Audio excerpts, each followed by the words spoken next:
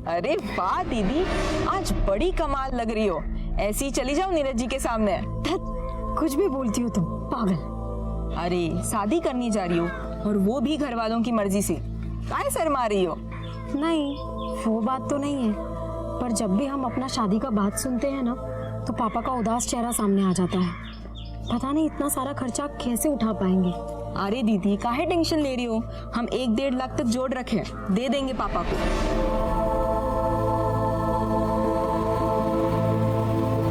कुसुम की second postmortem report आ गई है। ये रिपोर्ट पहली रिपोर्ट से काफी अलग है सर। इस रिपोर्ट के मुताबिक कुसुम का ब्रूटल गैंगरेप हुआ था।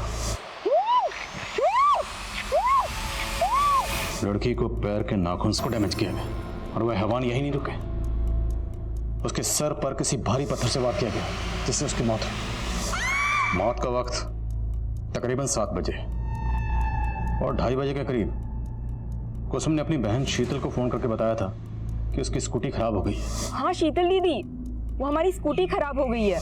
मतलब लड़की ने तकरीबन 5 घंटे टॉर्चर सहा। सर कुसुम के नाखूनों में रेपिस्ट के स्किन के ट्रेसेस मिले और भी चौंकाने वाले पॉइंट्स हैं सर इस रिपोर्ट में। सर कुसुम 1 मंथ प्रेग्नेंट थी, लेकिन उसके बॉयफ्रेंड का कोई नामो निशान नहीं, और हमें तो ये भी नहीं पता कि उसका भाई बबलू कहाँ गायब है। और सबसे हैरानी की बात यह है कि पहली पोस्टमार्टम रिपोर्ट में यह सब मेंशन क्यों नहीं था। इस एरर की इंक्वायरी करनी होगी। सर इस एरर के पीछे कौन है, मुझे इसका हिंट मिला है। सब इंस्पेक्टर राजेश्वर को सस्पेंड कर दिया गया। नई पोस्टमार्टम रिपोर्ट ने इस केस का रुख मोड़ कर रख दिया था। सवाल यह भी था कि क्या बबलू इसमें इन्वॉल्व था और वो अब तक गायब क्यों था। पुलिस ने क्राइम सीन के 1 किलोमीटर के रेडियस में फिर से छानबीन शुरू करवा दी और अब बारी थी कुसुम के माता पिता के सच जानने की। बोलिए, क्या आप लोगों को पता था कि कुसुम प्रेग्नेंट थी? सर हमको तो ये सोच के भी अजीब लग रहा है कि कुसुम प्रेग्नेंट थी। हो सकता है बबलू को भी अजीब लगा, उसे बहुत गुस्सा आया होगा जब उसे यह पता चला होगा कि उसकी बहन प्रेग्नेंट है। बबलू कहाँ है? बस कीजिए सर, बस कीजिए।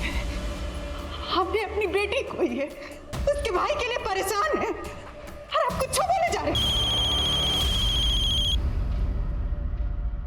हाँ मोइन। सर बबलू मिल गया है, लेकिन वो जिंदा नहीं है, उसका भी मर्डर हो गया।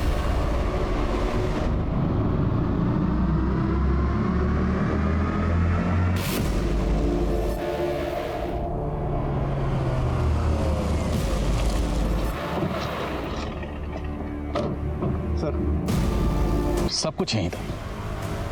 राजेश्वर ने अगर ठीक से छानबीन करवाई होती ना, तो एक केस इतना ना उलझता। सर शीतल ने अपनी स्टेटमेंट में कहा था कि बबलू का किसी से झगड़ा हुआ था और वो अपने दोस्तों के साथ किसी को पीटने का प्लान भी बना रहा था। चला के मिल, किसी को पीटने का प्लान बना है। हो सकता है कि सब कुछ बबलू के किसी दुश्मन का किया धरा हो सकता है ये कुसुम और बबलू के पूरे परिवार का दुश्मन हो, या ये वो भी हो सकता है जिसने कुसुम को प्रेग्नेंट किया। जो भी है, हमें हर एंगल पर नए सिरे से काम करना होगा बिना वक्त गवाए। बड़े को पोस्टमार्टम के लिए भिजवा। Right sir.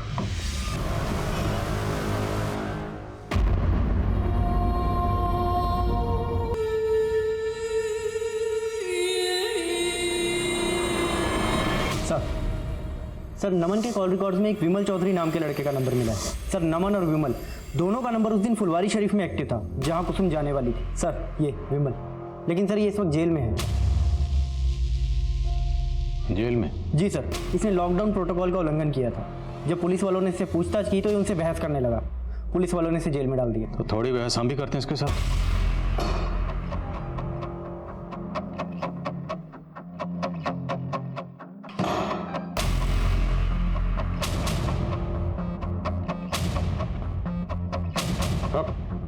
मास्क लगा। साहब हम किसी कुसुम को नहीं जानते, वो मुझे फुलवारी शरीफ में अंकुश ने बुलाया था।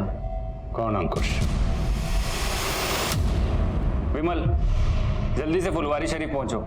फुलवारी शरीफ? अरे लेकिन बात क्या है? सब अंकुश बोला वहाँ एक लड़की को डराना धमकाना, तो बस हम वहाँ पहुँच गए।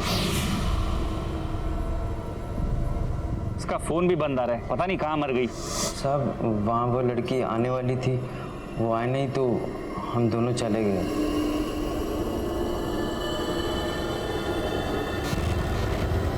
यही थी वो लड़की? हमें तो ये नहीं मालूम कि ये वो लड़की थी या नहीं, ध्यान से देख। क्योंकि हमने देखा नहीं था साहब। जिस लड़की का तुम लोगों ने रेप किया, जिसका कत्ल किया, तुम लोगों को ये नहीं पता कि वो लड़की कौन थी? अब झूठ नहीं बोल रहा हूँ मैं साहब, हमको नहीं मालूम कि लड़की का खून किसने किया। बेशक अंकुश ने किया होगा तो हमको मालूम नहीं साहब। कहाँ मिलेगा ये अंकुश?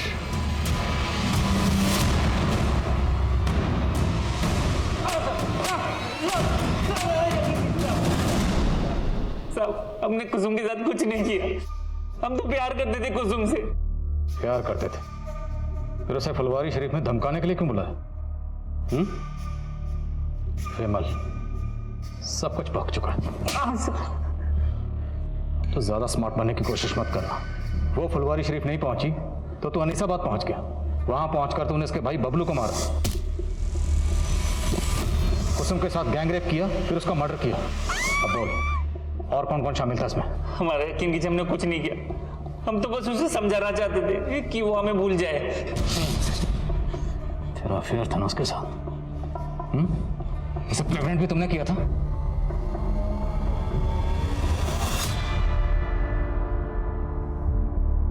लेकिन हमने सोचा नहीं था कि कुसुम प्रेग्नेंट हो जाएगी।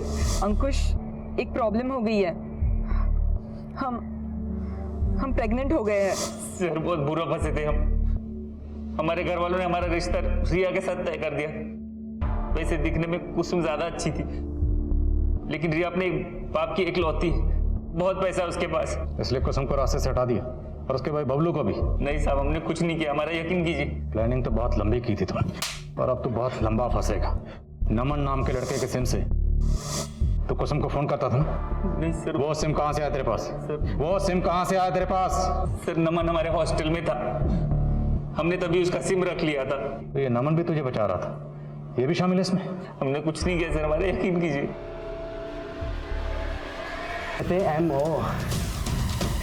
Modus operandi. अब पुलिस को यही लगेगा कि ये क्राइम भी उस लड़की कुसुम के किलर ने ही किया है। साला सीखो बे हमसे कुछ। अरे जल्दी चलो अब यहाँ से, और कुछ दिनों तक अंडरग्राउंड हो जाओ। ये अंकुश, नमन और विमल, इन तीनों को डीएनए को कुसुम के नेल्स में जो स्किन ट्रेसेस मिले थे उनसे मैच करो। सर हेलो,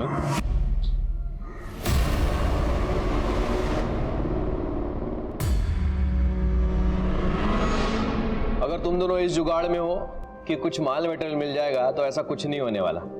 अरे बेरोजगार है हम, कुछ नहीं है हमारे पास। हाँ भैया, लेकिन एक बार पॉकेट में हाथ तो डालिए, क्या पता कुछ मिल जाए। अरे काहे रक्षाबंधन के दिन हमारी इज्जत निकाल रही हो? देखो ना, ये देखो हमारे पॉकेट में कुछ नहीं। ये कहाँ से आ गया? हाँ? भैया ये पक्का कुसुम ने रखे होंगे। हाँ भैया, लेकिन आपसे वापस लेने के लिए नहीं, ये आप ही के रक्षाबंधन का गिफ्ट है। अरे नहीं, रक्षाबंधन के दिन बहन से गिफ्ट नहीं ले सकता। रख लीजिए ना भैया। और वैसे भी कौन से डॉक्टर ने कहा है कि रक्षाबंधन पे भाई को ही बहन को गिफ्ट देना है? का बुरा नहीं था हमारा बबलू, उसी बेरोजगारी ने उसका जबर कड़वा कर दिया।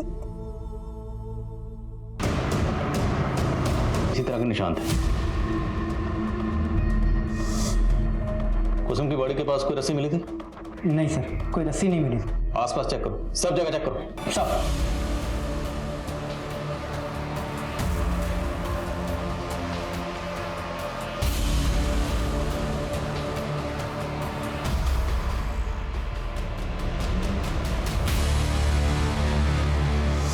दीजिए बच्चे को हमें दीजिए। अरे दीजिए ना, थोड़ा पुण्य हमें भी कमाने दीजिए।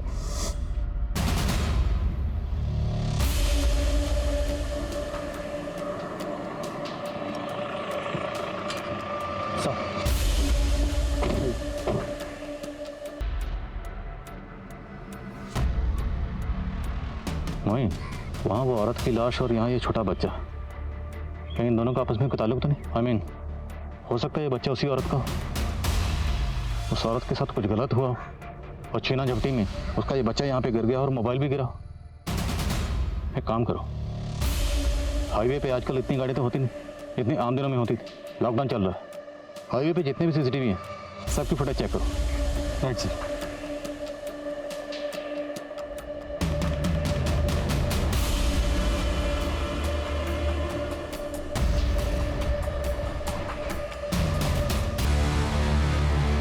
सर ये मोबाइल एक नीलम नाम की औरत का है जो एक माइग्रेंट लेबर है। मेरी उसके घर वालों से बात हुई है, वो अपने बच्चे के साथ पैदल आसनसोल के लिए निकली थी। मतलब बच्चा उसी औरत का था। रानी कुछ ना क्लिप बुलाओ।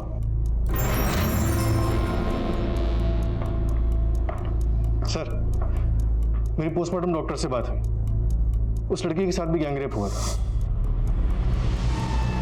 यानी उस मजदूर औरत नीलम को पहले मारा गया, फिर पत्थर से उसका सर कुचलकर उसका चेहरा बिगाड़ा गया। सर, मैंने क्राइम वाले दिन की हाईवे एरिया की सीसीटीवी फुटेज चेक की।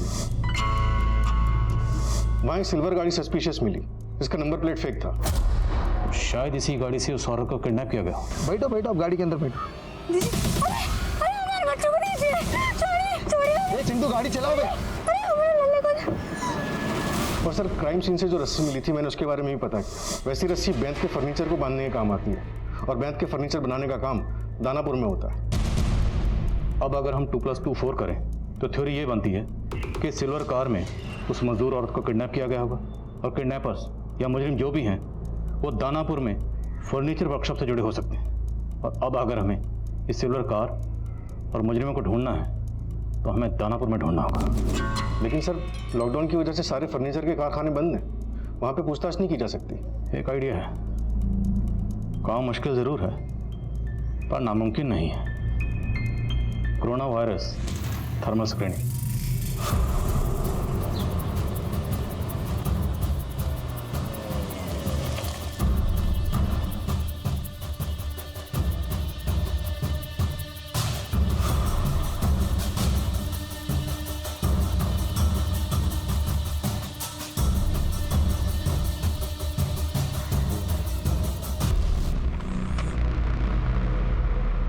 अरे साहब, आप?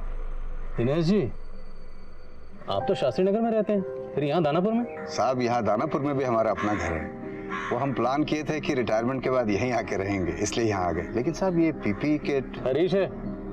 अरे हरीश, कैसे हो? बढ़िया। तो साहब, ये कोरोना ड्यूटी में ये थर्मल स्क्रीनिंग का ड्यूटी भी पुलिस को ही दे दी है क्या सरकार?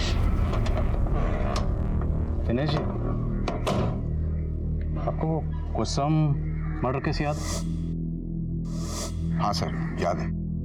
कोई है शहर में जो लड़कियों को अपना शिकार बना रहा है और हमें पूरा शक है तो इसी एरिया का है। साहब, यहाँ दानापुर से? जी, और हमें यह भी खबर लगी है कि जो भी है वो सिल्वर रंग की गाड़ी इस्तेमाल करता है। क्या बात है चिंटू, इतना अर्जेंट में काहे बुलाया हो? यार, पुलिस को पक्का हमारे बारे में सब कुछ पता चल चुका है। पता चल गया, लेकिन कैसे? अरे वो इंस्पेक्टर मिला था पापा को, कह रहा था कि हाईवे वाले कार में किसी सिल्वर कलर की गाड़ी का इस्तेमाल हुआ है। आज एक खबर सुनकर दिल दहल गया है। एक मजदूर लड़की 500 किलोमीटर पैदल चल के अपने गांव जा रही थी। बेंत की रस्सी से बांधकर उसको अगवा कर लिया, बलात्कार किए, फिर मार कर फेंक दिए कुछ हैवान। और देखिएगा पापा, इस बार भी कोई पकड़ा नहीं जाएगा। पुलिस के बस की बात ही नहीं है ये। इंस्पेक्टर साहब मिले थे आज हमको, और हमको लगता है कि वो जानते हैं कौन लोग हैं इस कांड के पीछे। कोई सिल्वर रंग की गाड़ी को ढूंढ रहे हैं वो। लेकिन हमने तो हमारी सिल्वर गाड़ी का नंबर प्लेट ही गलत लगवाए थे हम, फिर कैसे पता चल गया? देखो, पुरानी बातों को छोड़ो, अब सोचो आगे क्या करना है यार। साहब, हम मानते हैं कि हमने उस मजदूर औरत का रेप किया और उसे मारे भी, लेकिन साहब हमने कुसुम के साथ कुछ भी नहीं किया। साहब सच कह रहे हैं हम। हाँ साहब, हम उसको नहीं मारे हैं, हम बस उसका रेप किए। सुन रहा हूँ, आगे बोलो। और वो भी रेप करने का कोई प्लान नहीं था, बस वो तो गलती से हो गया सर।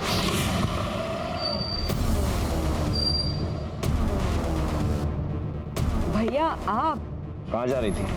भैया वो फुलवारी शरीफ में हमारी एक कलीग रहती है ना, बस बहुत झूठ उसी बोलने के- लगी हो ना तुम हमसे। अब एक नहीं सुनेंगे, बहुत हो गया तेरा। आवाज नीचे करके बात कीजिए। तेरी आवाज सब ऊपर नीचे कर देंगे हम। बहुत पर लग गया ना तेरे। या लड़की को है कुछ प्रॉब्लम है? कब है? ये तीनों ये तो कबूल कर रहे हैं कि इन्होंने कुसुम का रेप किया, लेकिन ये मानने को तैयार नहीं है कि इन्होंने कुसुम को मारा भी। सर, मेरी दिनेश जी से बात हुई है। उन्होंने बताया कि वारदात वाली शाम उनका बेटा चिंटू शाम को 6 बजे घर पहुंच गया था, जबकि कुसुम का मर्डर 7 बजे के आसपास हुआ है। और सर मैंने कंफर्म किया है कि चिंटू के दोनों दोस्त आलोक और सनी, वो दोनों भी शाम को 7 बजे अपने अपने घर पहुंच गए थे। तो फिर कुसुम को किसने मारा? पापा, मम्मी, खाना।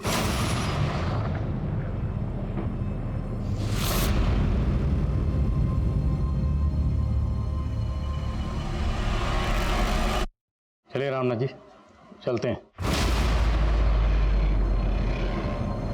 मंटू, वही मंटू जिसके साथ आप उस दिन कुसुम को ढूंढने गए, उस मंटू ने हमें कुछ बताया।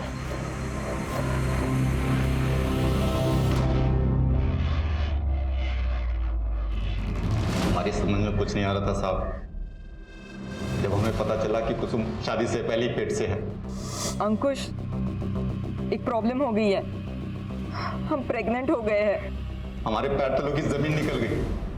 हमने किसी से कुछ नहीं बोला सिवाय बबलू के। हमने कल्पना भी नहीं की थी कुसुम हमारा मुंह काला कर देगी। तो अब क्या करेंगे आप? धृतराष्ट्र की तरह जाएंगे या गांधारी की तरह अपनी आंखों पर पट्टी बांध लेंगे? नहीं, हम ये बर्दाश्त नहीं करेंगे। बबलू से मिलने का वजह मत पूछा कर, समझा? चल आके मिल, किसी को पीटने का प्लान बना है। हमारे कहने पर बबलू ने पहले ही प्लान बना लिया था। उस रोज कुसुम जब सहेली से चार्जर का बहाना करके निकली तो हम समझ गए ये उसी लड़के से मिलने जा रही है। हमने पीछे से बबलू को उसके पीछे लगा लिया, लेकिन उसके बाद बबलू का कुछ अता पता नहीं चल रहा था। हम मंटू के साथ उसे खोजने गए, बबलू तो नहीं। हमने मंटू से विनती की और इतना ही बोला कि उसका रेप हुआ था, समाज उसे नहीं अपनाता। कैसे बाबू? बेटा अगर कैसा भी हो तो चलेगा, और बेटी, वो बेटी जिसे किसी ने धोखे से गर्भवती बना दिया, वो अशुद्ध हो गई।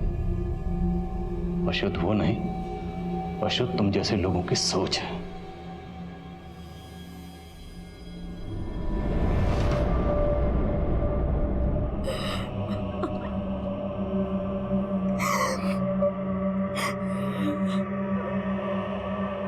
हर इंसान के दो चेहरे होते हैं, एक अच्छा एक बुरा। उस इंसान को कौन से चेहरे ने जकड़ रखा है ये हम नहीं जानते और धोखा खा जाते हैं। इस केस में कुसुम अंकुश को अच्छा समझ रही थी, जो बुरा निकला। कुसुम का भाई बबलू और उसका अपना पिता रामनाथ, वो सबके चेहरे से धोखा खा गई। और वो 3 दरिंदे जिन्होंने 2 महिलाओं की जिंदगी बर्बाद की थी, उनके भी 2 चेहरे थे। अपने परिवार की महिलाओं के सामने एक अच्छे इंसान का चेहरा, लेकिन वही चेहरा दूसरी महिलाओं को देखते ही बदल जाता था, हैवान बन जाता था। अब मैं अनूप सोनी आपसे विदा लेता हूं, फिर मुलाकात होगी क्राइम पेट्रोल सतर्क में एक और नए केस के साथ। तब तक अपना और अपने परिवार का ख्याल रखें, सतर्क रहें, सुरक्षित रहें और देखते रहें क्राइम पेट्रोल सतर्क। जय हिंद। पर मेरी मौत की वजह एक ऐसी बीमारी बनने वाली थी जिसका इलाज इंसानी दिमाग कभी नहीं ढूंढ पाया। अब हम तुमसे डरने नहीं वाले, समझे? अच्छा, तो हमारी बिल्ली हम पर ही पंजा मारेगी? हमने कभी सोचा भी नहीं था हमें तुमसे ऐसे बात करनी पड़ेगी। हेलो हेलो,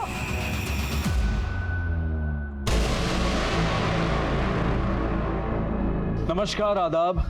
क्राइम पेट्रोल सतर्क के आज के इस एपिसोड में मैं अनूप सोनी आप सबका स्वागत करता हूं। पूरी दुनिया, पूरी मानव जाति इस कोरोना के संकट से जूझ रही है, लेकिन हमारा देश कोरोना के अलावा कई और वायरसेस से भी जूझ रहा है, जैसे कि अंधविश्वास, पाखंड, जातिवाद, अन्याय, गरीबी और महिलाओं पर अत्याचार। ये सब ऐसे वायरस हैं जो धीरे धीरे हमारे समाज को बीमार करते जा रहे हैं। महिलाओं पर अत्याचार करने वाला वायरस, जो कि सबसे खतरनाक वायरस है, इसने महिलाओं के अस्तित्व को ही कटघरे में लाकर खड़ा कर दिया है। और इसी वायरस के कारण महिलाओं को आए दिन महिला होने की सजा भुगतनी पड़ती है। आज का ये केस इसी वायरस से जुड़ी एक कहानी है।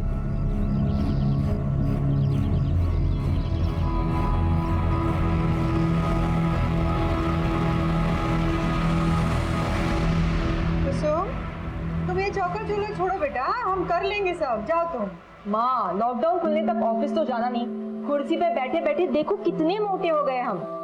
इसी बहाने घर का थोड़ा चूल्हा चौका, घर की साफ सफाई करेंगे ना तो थोड़ा अनुभव भी ले लेंगे। क्या पता इसी बहाने थोड़ा सा वजन कम हो जाए हमारा।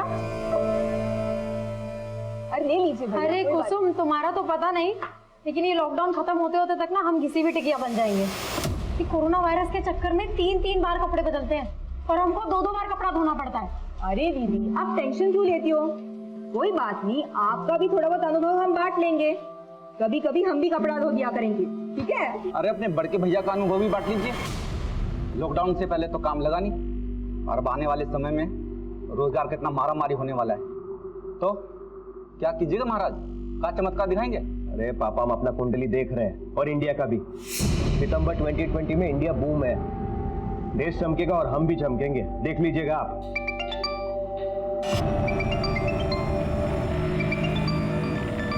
पापा हम अभी आते हैं। हाँ,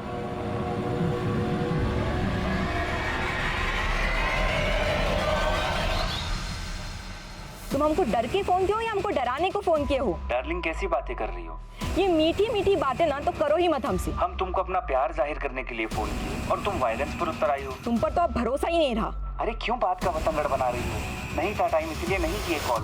अच्छा हमारी बात सुनो। हाँ मुस्कान, हम ना तुम्हें अभी ईमेल भेज देंगे, ठीक है? Okay bye.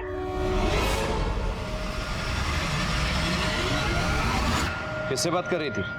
कुछ नहीं भैया, वो हमारी कलीग का फोन था, ऑफिस के कुछ काम से फोन किया था। अच्छा, तो वर्क फ्रॉम होम? हाँ भैया, ये अनुभव भी बड़े कमाल का होता है। अगर आपका जॉब होता तो आपको भी पता चलता।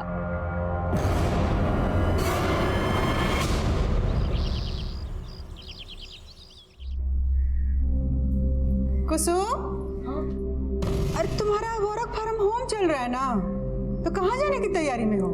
मम्मी, वर्क फ्रॉम होम तुम्हारा तभी होगा ना जब हमारा लैपटॉप चार्ज होगा, और हमारा चार्जर खराब हो चुका है। यही पास में मारूफगंज में हमारी एक सहेली रहती है, हम तुरंत उससे चार्जर लेकर आ जाएंगे। अच्छा तो ध्यान से जाना, आज जल्दी काम खत्म करके सीधे घर आना। जी मम्मी, तुरंत आ जाएंगे। हाँ।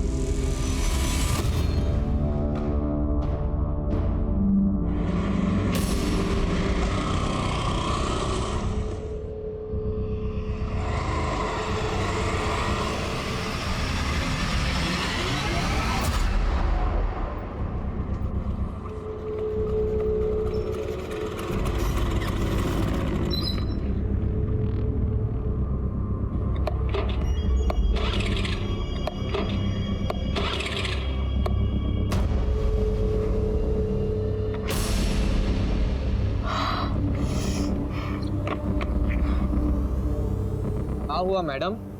कोई समस्या है तो हमको बताइए ना। हेलो, हाँ शीतल दीदी, वो हमारी स्कूटी खराब हो गई है। स्कूटी खराब हो गई? अच्छा, अभी कहाँ हो तुम? वो यहाँ अनीसाबाद के यहाँ पे।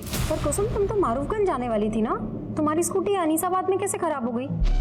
वो हमको फुलवारी शरीफ में 2 मिनट का काम था, सोचा वो भी निपटा ले। और वैसे भी अभी लॉकडाउन के चलते कहीं बाहर जाना तो होता ही नहीं है। तो बबलू भैया है ना, वो तुम्हारे पीछे ही निकले थे। एक बार उनको फोन करो, क्या पता वो तुम्हारे आसपास ही हो। बबलू भैया हमारे पीछे निकले थे? हाँ। अच्छा तुम रुको, हम बबलू भैया को फोन करके बोलते हैं, वो तुम्हें अनीसाबाद से पिक कर लेंगे। हाँ ठीक है, चलेगा।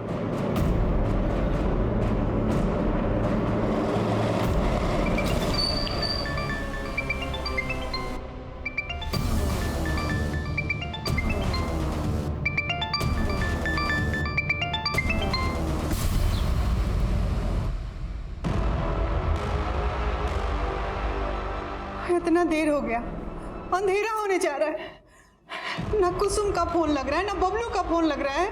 हाँ, हमको चिंता हो रहा है, गली मोहल्ला पूरा सुन हो गया है।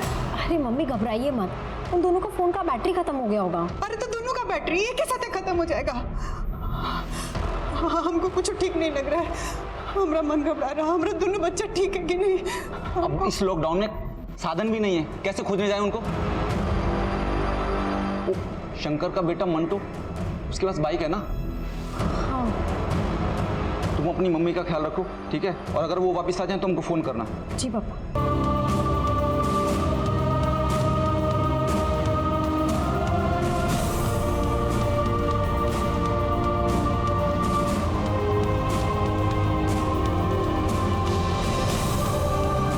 कोरोना वायरस की पहले लॉकडाउन की रात में जब पूरे देश में कर्फ्यू था, तब एक परिवार के 2 भाई बहन कुसुम और बबलू लापता थे। उनके पिता रामनाथ उनको ढूंढने की नाकाम कोशिश कर रहे थे और उनकी मां दुर्गा और बहन शीतल सकते में थे।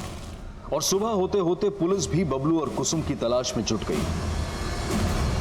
जब आप लोग को मालूम है कि शहर में लॉकडाउन लगा हुआ है, बाहर नहीं निकलना है, तो कुसुम को रुकना चाहिए था ना। सर वो कुसुम के लैपटॉप का चार्जर खराब हो गया था। वो मारूफगंज अपनी सहेली से चार्जर लेने के लिए ही गई थी। किस सहेली से? ये तो हम नहीं जानते। अच्छा, कुसुम तो मारूफगंज गई थी, तो यहाँ अनीसाबाद कैसे आई? यही बात हम भी कुसुम से फोन पे पूछे थे। पर कुसुम, तुम तो मारूफगंज जाने वाली थी ना, तुम्हारी स्कूटी अनीसाबाद में कैसे खराब हो गई? वो हमको फुलवारी हाँ ठीक है, चलेगा।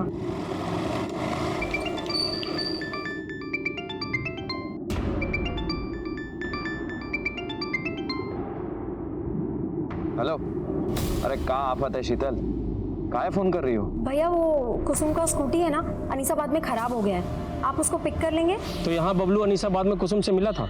सर हमको नहीं मालूम, हमने जब दोबारा फोन किया तो दोनों का फोन स्विच ऑफ आ रहा था। कुसुम फुलवारी शरीफ किससे मिलने गई थी? ये तो वो नहीं बताई थी हमको। कहीं ऐसा तो नहीं कि कुसुम आप लोगों से सच छुपा रही हो सकता है कुसुम का किसी लड़के के साथ अफेयर चल रहा हो। ये क्या बोल रहे हैं साहब, हमारी कुसुम ऐसी नहीं है। सर वहाँ पे एक फीमेल का सैंडल मिला है, उस पर खून के धब्बे भी हैं। हाँ? आइए सर, ये देखिए। तुमकी कोई सहेली थी या फिर घर से बाहर निकलने के लिए उसने अपने परिवार वालों से झूठ बोला था? हमको फुलवारी शरीफ में 2 मिनट का काम था। तो फुलवारी शरीफ में ऐसा कौन था जिससे कुसुम मिलने वाली थी? और सवाल ये भी था कि क्या उस शाम कुसुम और बबलू मिले थे? और अगर मिले थे तो फिर गायब कहाँ हो गए? और अगर नहीं मिले थे तो उनके इस तरह से अचानक गायब हो जाने के पीछे आखिर क्या कहानी थी? सवाल कई थे और जवाब ढूंढने के लिए मारूफगंज से लेकर फुलवारी शरीफ और अनीसाबाद के कई इलाकों में छानबीन शुरू की गई। कुसुम और बबलू के दोस्तों, पड़ोसियों और रिश्तेदारों से भी सवाल जवाब किए जा रहे थे।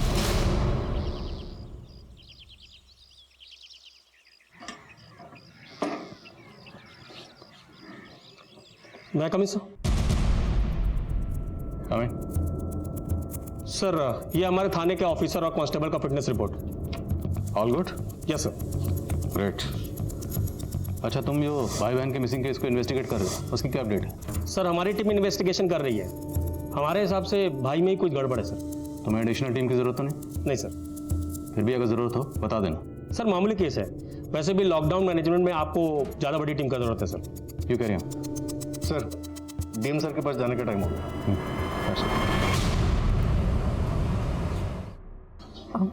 सर माना कि बबलू भैया काफ़ी गुस्सैल हैं, लेकिन वो हमको और कुसुम को लेके काफ़ी प्रोटेक्टिव भी हैं। यानी बहनें कहाँ जा रही हैं, किससे मिल रही हैं, इससे पर नज़र रखते थे। सही कहे ना? हाँ सर। सर एक बात और बताना था। उस दिन हमने भैया को किसी से फ़ोन पे बात करते सुना था। बबलू से मिलने का वजह मत पूछा कर, समझा? चल आके मिल, किसी को पीटने का प्लान बना है। इस लॉकडाउन में दारू का इंतजाम भी करेंगे तुम्हारे लिए। आ जाओ। चल। आपको तो ये नहीं पता कि कुसुम मारूफगंज किससे मिलने गई थी या फुलवारी शरीफ किससे मिलने जा रही थी, और अब आप बता रही हैं कि बबलू किसी को पीटने के लिए गया था। तो अब इसका क्या समझे हम कि कुसुम ने बबलू को गायब कर दिया कि बबलू ने कुसुम को गायब कर दिया? बस कीजिए सर, हमारा बेटा बेटी 2 दिन से गायब है। आप कुछ बोले जा रहे हैं। ये नहीं कि हमारा बच्चा लोग को आप खोजे ढूंढे कि कहाँ है, कौन हाल में। शीतल के बयान के बाद पुलिस बबलू को जानने वाले हर दोस्त, हर जानकार से मिल रही है। और फिर भाई बहन के कॉल रिकॉर्ड्स में नए समीकरण सामने आए। सर बबलू के दोस्तों से ये नहीं पता चल रहा है कि वो उस शाम किसको पीटने वाला था, लेकिन सर बबलू और कुसुम दोनों के फोन उस शाम अनीसाबाद में एक साथ ही बंद हुए थे। यानी दोनों भाई बहन उस शाम मिले होंगे। लेकिन सर दोनों भाई बहन के एक साथ गायब होने की कहानी कुछ समझ में नहीं आ रही। और सर कुसुम के कॉल रिकॉर्ड में एक सस्पिशियस नंबर भी मिला है जो उस शाम फुलवारी शरीफ में ही एक्टिव था, और उसकी बहन ने बताया कि वो उस शाम फुलवारी शरीफ में किसी से मिलने वाली भी थी। किसका नंबर है? Sir number 80। सर ये नंबर मनेर के एड्रेस पर रजिस्टर है और उसी शाम से बंद है जब से कुसुम और बबलू दोनों गायब हुए हैं। ये आप क्या कह रहे हैं सर? हम सच कह रहे हैं, हम किसी कुसुम बबलू को नहीं जानते। जानते नहीं हो तो कुसुम को फोन काहे करते थे? सर जब जानते ही नहीं तो हम क्यों फोन करेंगे सर? ये देख तेरे कॉल रिकॉर्ड, इसमें साफ दिख रहा है कि तू कुसुम से कई बार फोन पे बात करता था। अफेयर चल रहा था ना कुसुम के साथ तेरा? बता कहाँ है? बुलाया उसे फुलवारी शरीफ में। सर हम कभी फुलवारी शरीफ गए ही नहीं, और सर जिन कॉल रिकॉर्ड्स की आप बात कर रहे हैं सर ये हमारा पुराना नंबर है।